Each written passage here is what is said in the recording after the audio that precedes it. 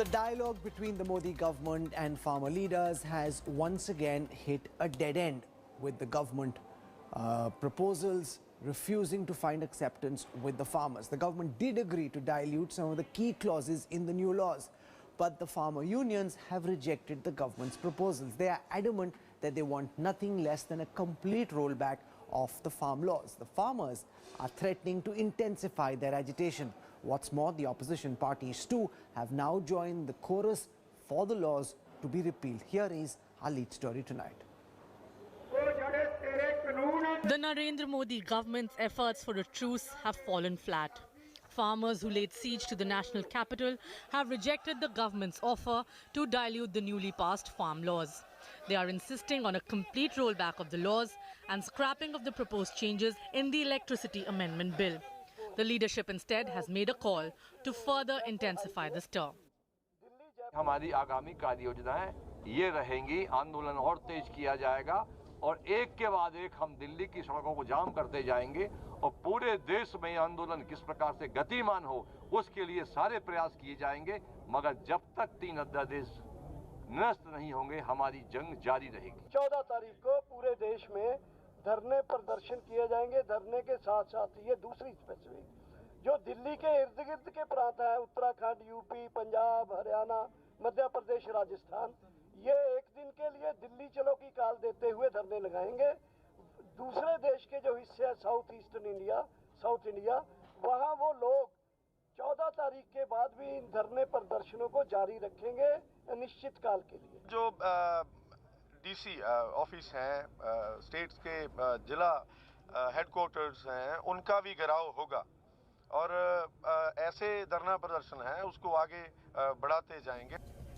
While the government has affirmed there will be no rollback, sources say it has offered many concessions.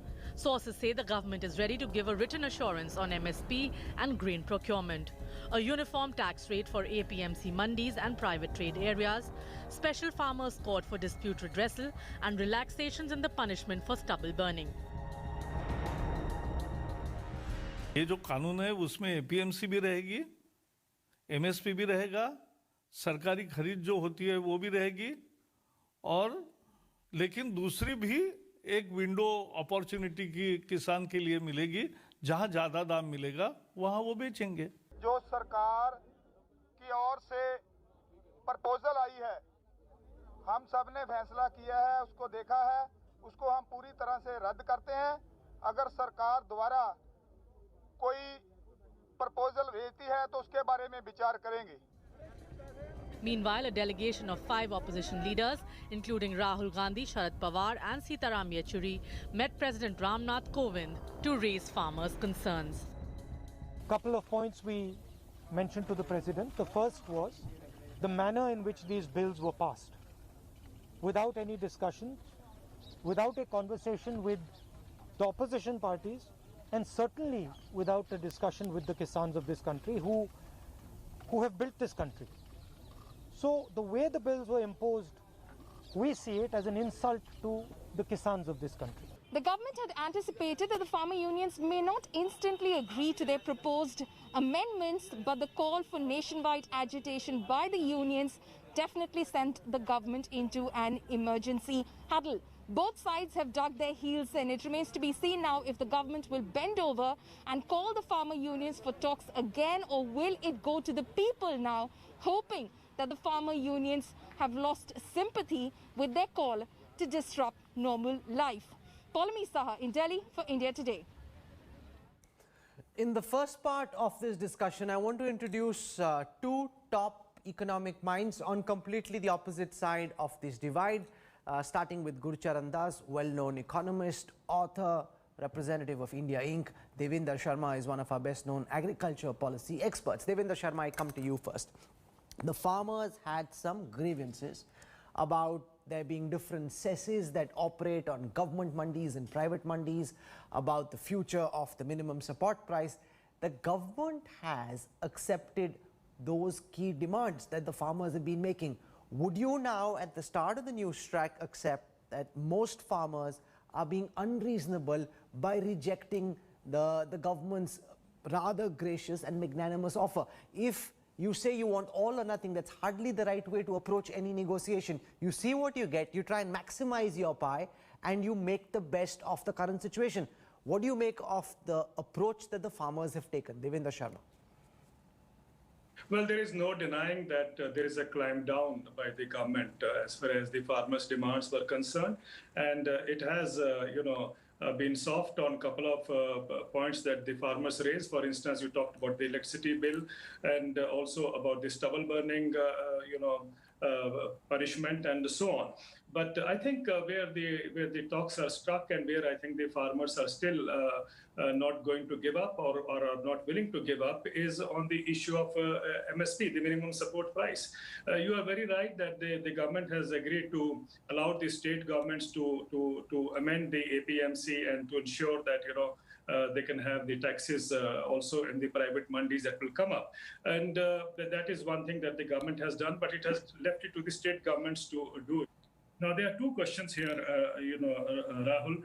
First is that APMC mandis, we have about 7,000 APMC mandis in India, whereas we need 42,000 mandis, regulated mandis in this country if we have to provide a mandi at 5-kilometer radius to the farmers. So we have a long way to cover. If only we take care of 7,000 mandis, I think there is a huge market which is left, or a huge segment of population involved in agriculture, which still is devoid of markets in that particular sense that you have a regulated mandi. The other part, I think the farmers are concerned, and I think let's be very clear, the loud message from this farmers' association is that they want an assured price. And assured price can come through minimum support price. Now, the point is, if the industry is so excited that they want a price, just let me, if you allow me a minute, if the industry is willing to give a higher price, if the economists are telling us that farmers will get a higher price, if the policymakers are telling that farmers will get a higher price to what?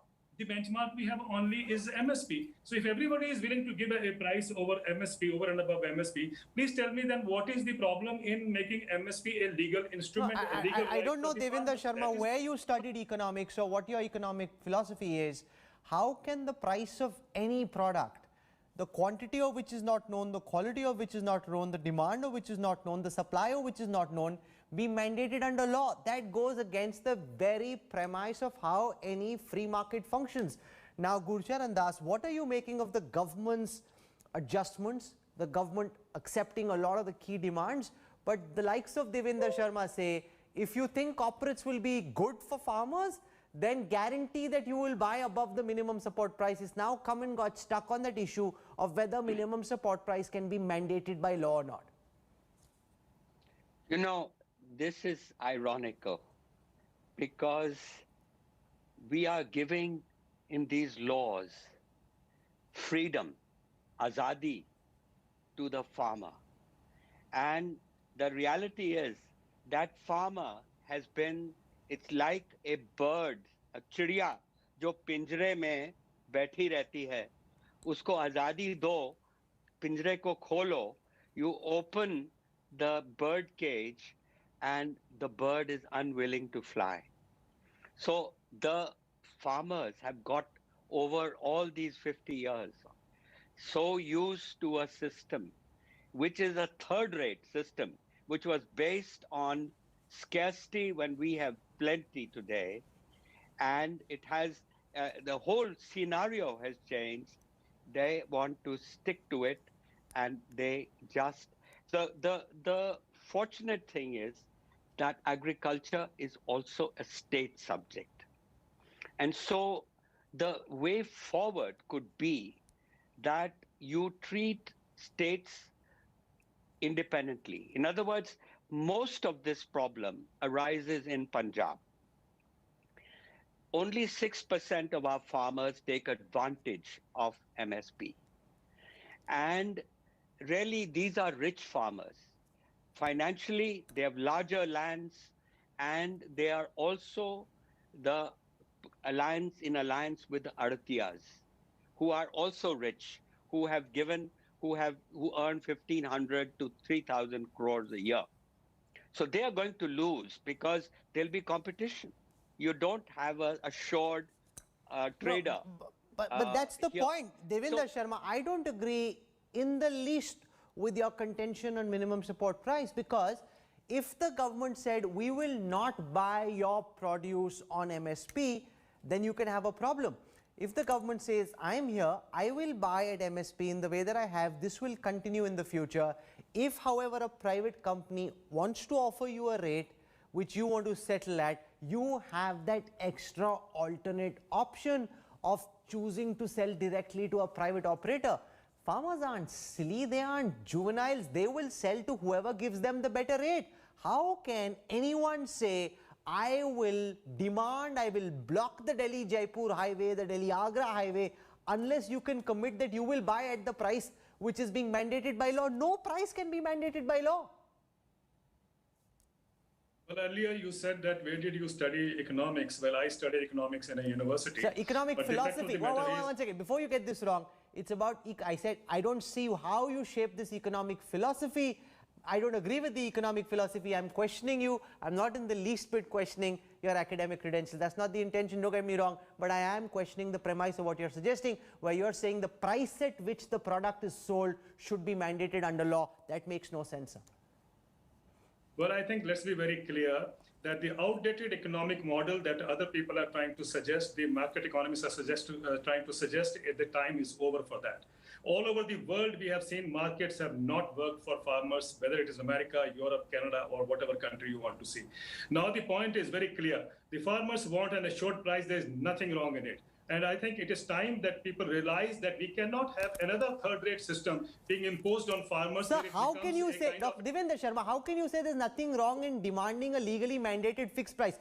Do you see how much grain rots in the Food Corporation of India godowns because we're buying more than we need? We are buying more than the government system can distribute under various government schemes. Why should I, the taxpayer, be paying money to the government to buy food grains which are not required, or buy more than is required? That is what I was trying to answer, but please hold on, listen to my reply. My reply is that that system is outdated, where we bring in another third-rate system to see that the farmers deliberately remain impoverished for the future generations also.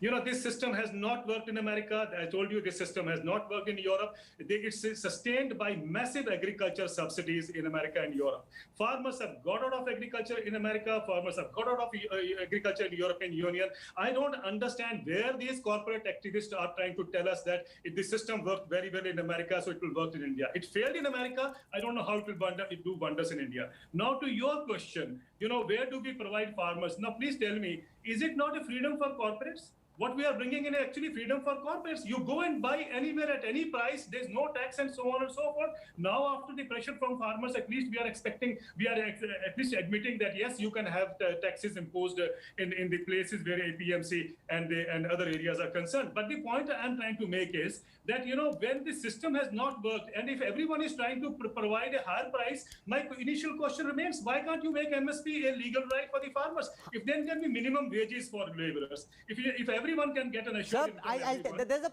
Sir, there is a very valid economic argument for why there can't be a minimum support price. One second, I'll let Gurcharan Das answer. But what if I, the consumer, am not willing to pay?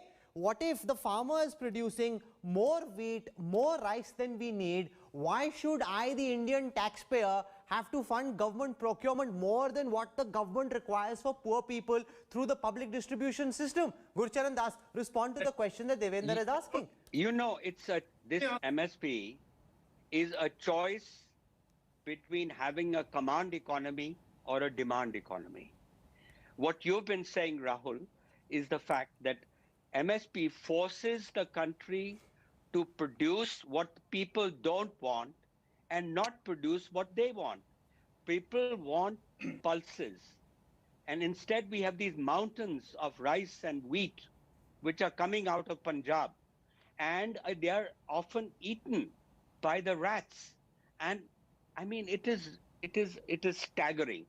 Anyway, what I was trying to suggest here is that there are, even in other countries where they subsidize, they don't distort the market price. In other words, there are better ways to subsidize the farmer. Instead of giving free subsidy, I mean, in other words, giving cheap electricity, cheap water, cheap fertilizer, and all the distorting price of the thing, you can give them a straight cash transfer. And that's what I would suggest, that why don't we, in some states, a lot of economists have been talking about that give the money we're spending in subsidy would be much, you give the money to the farmer, let him spend. No, but the average farmer in Punjab, Devinder Sharma, gets an annual subsidy of about 1.22 lakh rupees. This is way more than farmers in Bihar, Madhya Pradesh or West Bengal do. Now they're close to Delhi, they're rich, they are influential, they are coming and they're sealing off the national capital, but why should their demands be considered the gospel and as if these are legitimate demands? Why should other farmers in other states not get it? Farming in Punjab is becoming unsustainable. You've got more and more wheat and rice being produced. Punjab's water tables are falling. There has to be a move away from paddy, away from wheat, to the kind of crops that Gurcharan Das just mentioned. Pulses, for example. That's what they should be growing. And if they have, in any business, if that model is not sustainable, if you can't sell because there aren't consumers wanting to buy at the price at which you wish to sell, you need to change what you're producing. That is economics 101. Well, let me come to economics 201 now. You know, let's understand. And according to an OECD ICRIER study, it tells us between year 2000 and 2016, Indian farmers lost 45 lakh crore. 45 lakh crore because they did not get the right price. This is an OECD study, and I consider it to be an underestimate because they considered only a handful of crops. If they had looked into the entire spectrum of agriculture, the loss would have been phenomenal. Why should farmers continue to subsidize the nation when the nation is not willing to compensate with the right price? Please tell me. How long do you want the farmers to subsidize the nation? The price is a factor of demand and supply. If they produce what consumers want, they will attract the right price. If they produce because of perverse incentives, because there is subsidy on electricity, because there is subsidy on kerosene, because they are getting implements and crops cheaper, therefore they grow what they think is right, there is no reason for them to be growing as much paddy in Punjab as we do. We are literally, when we export basmati from Punjab, exporting water at a time when over the next 10-15 years, there will be war over water. You know, Rahul, this is what needs to be made clear to the nation. What you are asking is not correct. Let me make it very clear. Why I'm saying this is, it was the government which forced farmers to grow paddy. It was the universities. Sir, that is a different era. That's going back to the 60s and the 70s, when India was a food deficit nation, when there was a crying need because people were dying of famines. Economies evolve as times change. You have to adjust with what current consumers want, and that's what farmers need to grow. You can't say because in the 60s and the 70s you were encouraged to, therefore in 2020 you will do the same. If you have already made your opinion, what can I do? But if you ask me a question, let me answer that, Rahul. My answer is very clear. You know, if you want pulses to be cultivated, if you want oil seeds to be cultivated, give a minimum support price for them, give them a higher incentive. Farmers will shift. This has been the norm everywhere. You don't want to pay to the farmers, and then you blame farmers for doing the damage. I think let's be very clear that farmers have been wronged. They have not done any wrong themselves, and I think that we need to set into correction, and that correction will happen if you provide MSP for 23 crops. Let the farmers then make a choice whether he wants to grow pulses, whether he wants to grow oilseed, whether he wants to grow millets and not. Why not? Give farmers the right kind of price and they will do the wonder. And let's not go by the failed prescriptions being given by the market economists. That has done damage everywhere in the world, and we don't want that to be repeated in India. At least I don't want that to be repeated in India. Let's look at our own thinking. Let's look at our own strengths. Let's provide MSP, minimum support price. Let's raise the benchmark for the farmers. They need to survive too. They are human beings too. Stay with me. I want to go across to a man who's emerged as a key face of the farm protest. Comes from Western Uttar Pradesh, runs one of the big farm unions, Rakesh Tikait, now joins us on this broadcast. His father ran one of the biggest farm agitations in this country, brought the Rajiv Gandhi government to its knees in the late 80s at the Boat Club. Tikait साहब, स्वागत है आपका.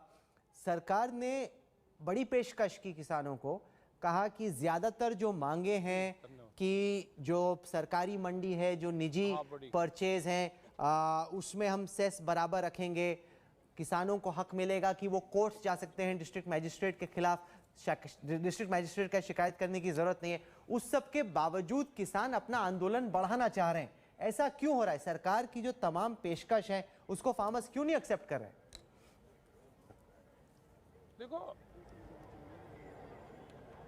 देखो बात ये है कि जो 3 बिल हैं, इन बिलों की संशोधन की बात नहीं है। वो इनको बिलों को वापसी ले लो। उसी दिन से कह रहे कि बिल वापसी ले लो, इनको एमएसपी पे कानून बना दो।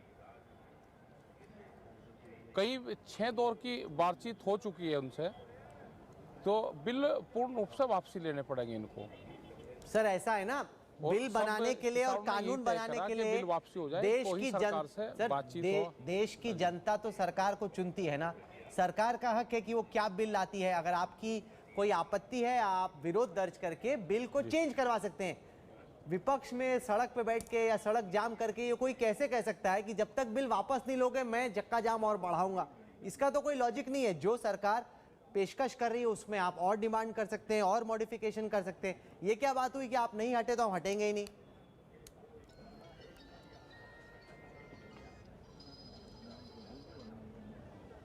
देखो ये तो पूरे किसानों ने तय कर लिया अब कि सरकार इसको वापसी ले ले और किसानों से बातचीत कर ले। बहुत से मसले हैं ना, एमएसपी का भी एक बड़ा सवाल है। सरकार कह रही कि एमएसपी को हम चेंज नहीं करेंगे, उसमें कोई हम चेंजिंग नहीं कर रहे। सवाल तो यही है कि एमएसपी में चेंजिंग नहीं कर रहे।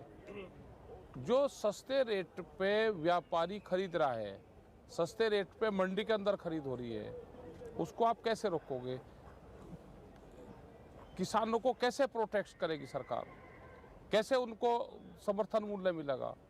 उसमें जब ही तो मिलेगा जब उस पर कानून बन जाएगा कि हमने एक कानून बना दिया, एमएसपी से नीचे पे कोई भी खरीद करेगा तो सजा और जुर्माना उसको दोनों देना पड़ेगा। तो सरकार ही तो बनाएगी ना। जौन सा किसानों के हक में कानून था वो तो आया नहीं, लेकिन दूसरे वाले कानून आ गए।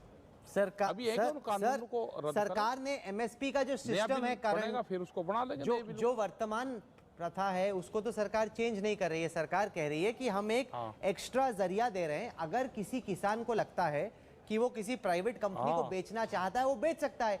अगर उसको लगता है वो नहीं चाहता और एमएसपी के सिस्टम से ही चले तो एमएसपी के सिस्टम से चलिए आप। हाँ तो हम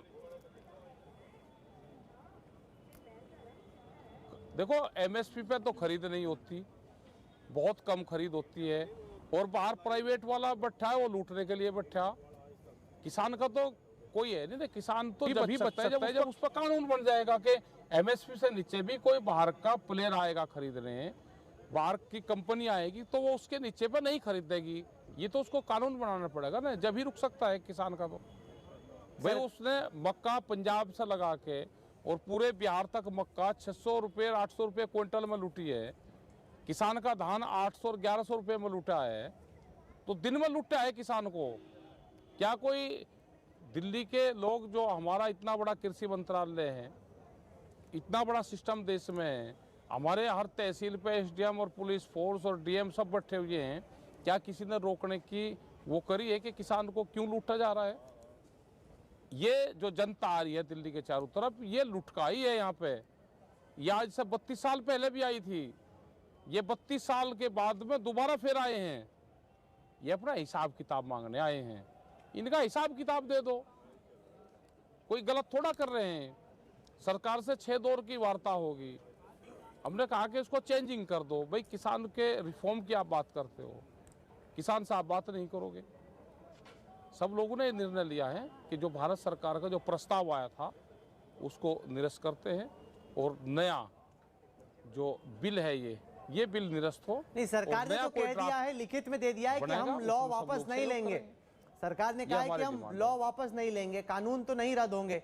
सरकार तो आप लोगों की जो डिमांड है उसको खारिज कर चुकी है। बाकी चीजें चेंज करने को तैयार है, लेकिन कानून वापस लेने को मोदी सरकार तैयार नहीं है।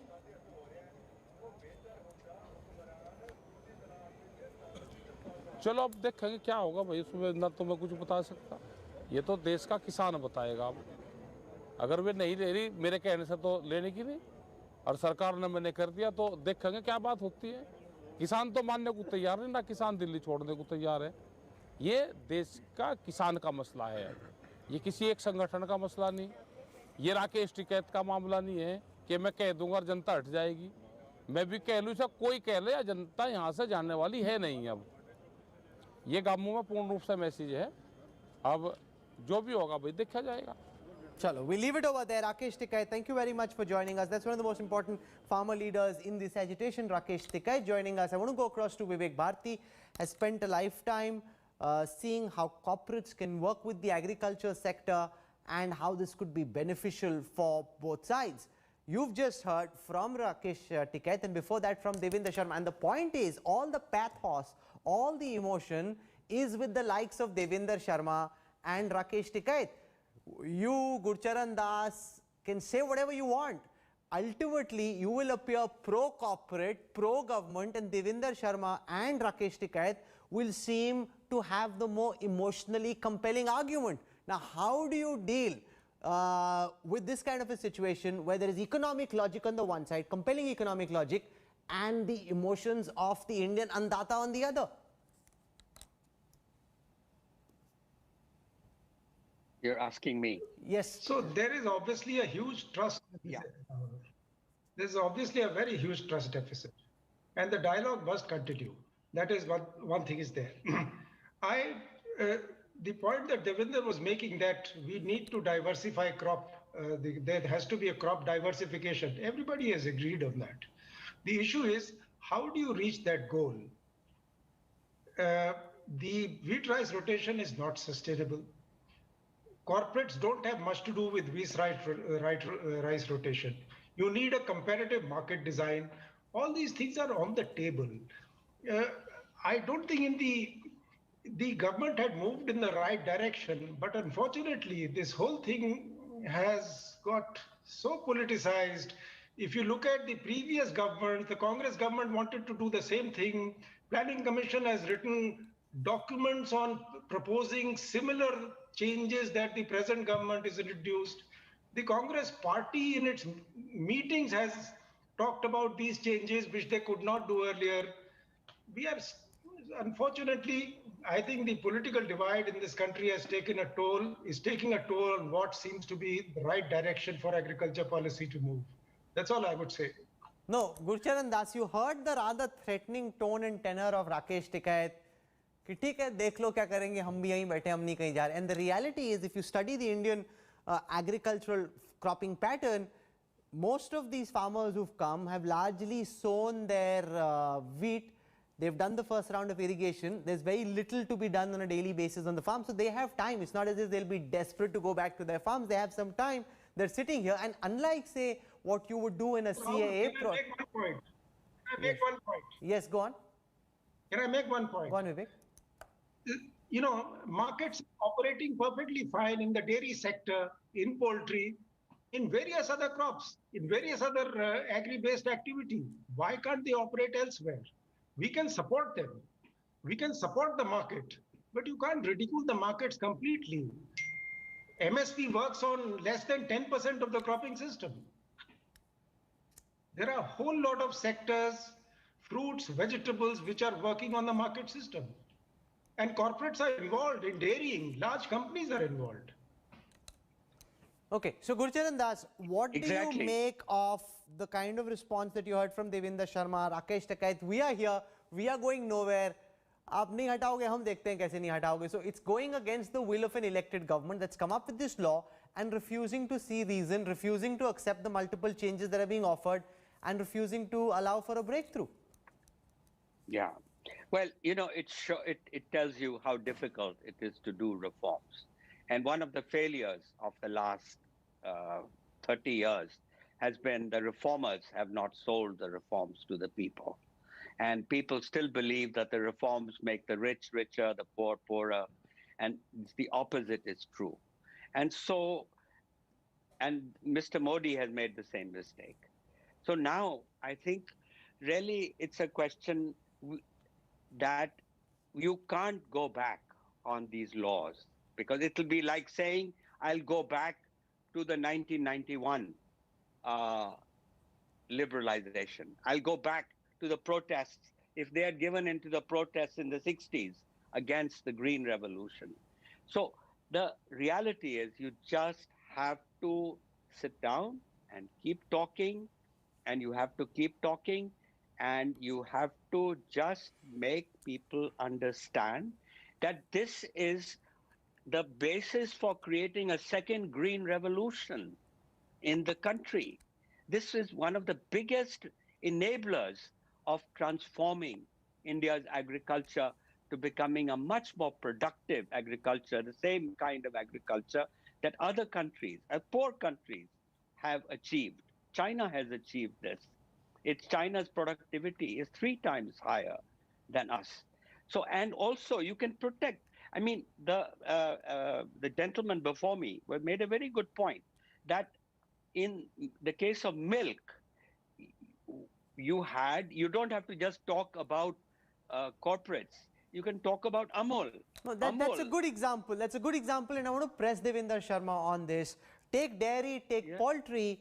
The market forces are what operate largely in these markets, and farmers get a good price. In Gujarat, elsewhere, farmers have got richer, they've become more organized, they're doing better for themselves, the industry is picking up, those farmer cooperatives are doing well.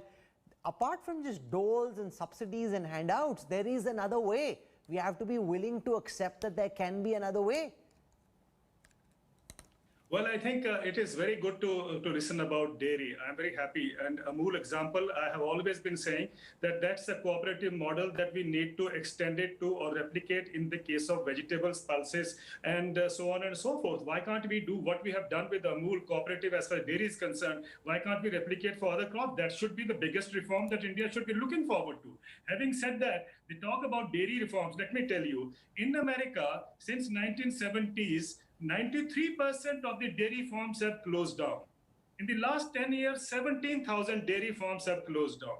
In England, in 1995, we have 35,000 plus dairy farms. They have been, by 2016, they have come down to 13,000. 20,000 have closed down in England. The point I'm trying to make is, in America, if you look at it, milk production has still gone up. Although the plants have, dairy plants have closed down, milk production is going up because it is coming into the hands of the corporates. So it is the corporates taking over the dairy production in America and in Europe and so on. So we don't want that to happen in India. Yes, I would like that the Amul dairy example to be expanded across the country. And why can't that be part of the reform that we are suggesting? Let that be a reform. The other question that was asked is that there should be a direct income support to farmers. I remember, Rahul, when I first talked about direct income support to farmers, there were economists who said this man is mad. How can we have income transfer from the government to from the treasury to the farmers? And then when the NDA government did a remarkable job in 2018 by bringing PM Kisan, but you can't have both. Sorry,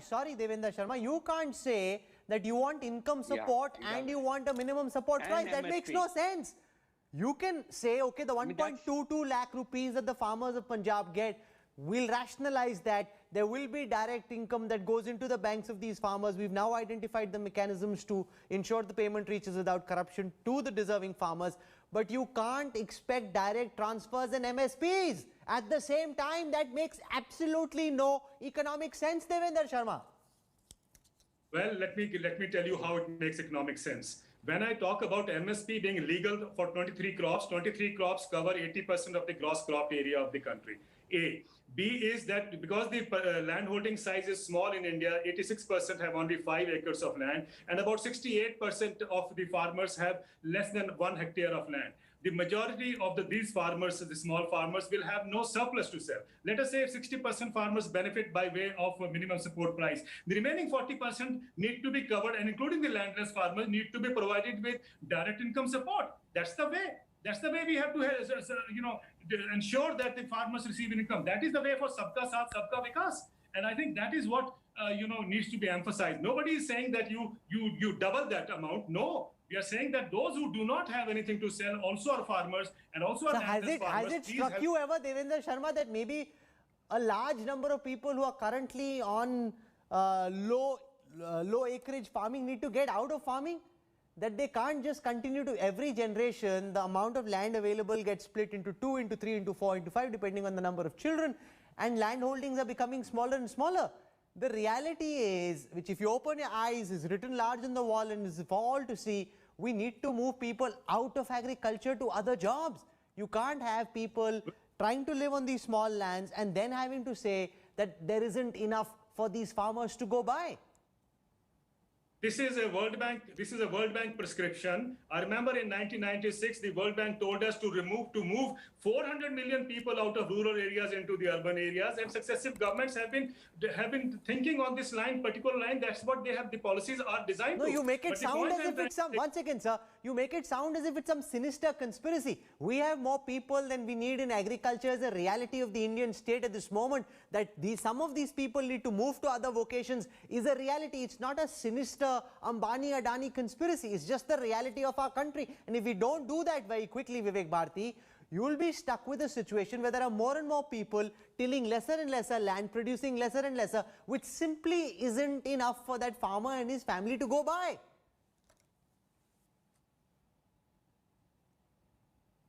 Vivek Bharti? Yeah, so this direct income support is a good idea, provided you remove all subsidies and give direct support to the farmer on a per acre basis. That would be a far more equitable system, because unlike less than 10% of the farmer today who gets benefit of MSP, if you get direct income support, every single farmer will get support. Provided but you can't have MSP and, sir, you cannot have MSP and direct income support at the same time. It's one of the two. It's one of the two. He wants one laddu in one hand, he wants one mithai on the other. It cannot work like that. I want to go across now to Yogendra Yadav. He's been one of the faces working with the farmers in this protest. He's joining us on this broadcast. The government made, Yogendra Yadav, some very substantial concessions, accepting the farmers' demand on ensuring that there is a parity of cess between the government mandis and private trade, ensuring that farmers have the right to complain in courts rather than having to go to district magistrates. A lot of key demands made by the farmers initially have now been accepted. Why then are the farmers wanting to increase this agitation, intensify it, rather than try and find some middle ground?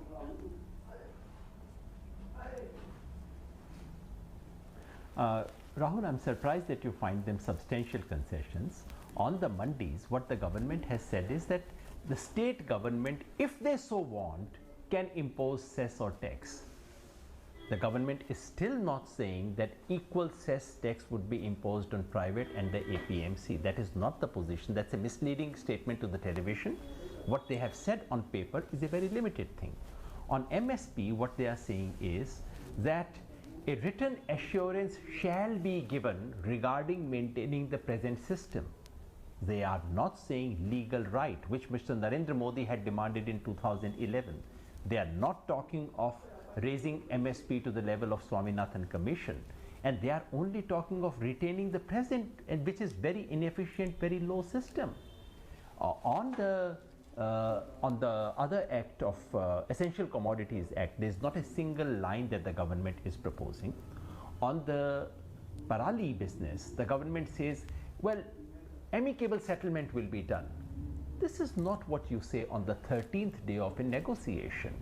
I had frankly expected something concrete. Maybe we would have rejected even that, but I had frankly expected that after the government realized yesterday that it's not only Punjab and Haryana, government would come out with something substantial. What we got today was a rehash of what has been told to us so many times now, repeated again and again. It's packaged as a fresh thing once more.